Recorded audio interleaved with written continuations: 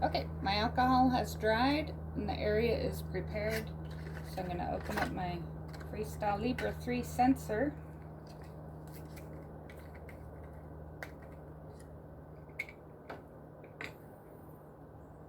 Remember, I want it over here. Ready?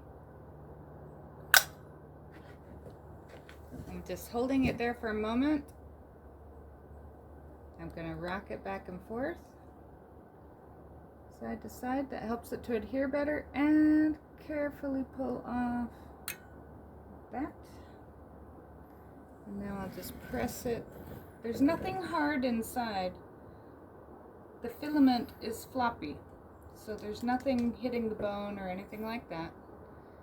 The piercing device was all inside of here, and it has retracted inside. So now, did I get it pretty good?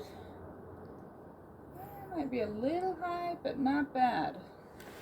I don't want to hit it on doorways. There we go.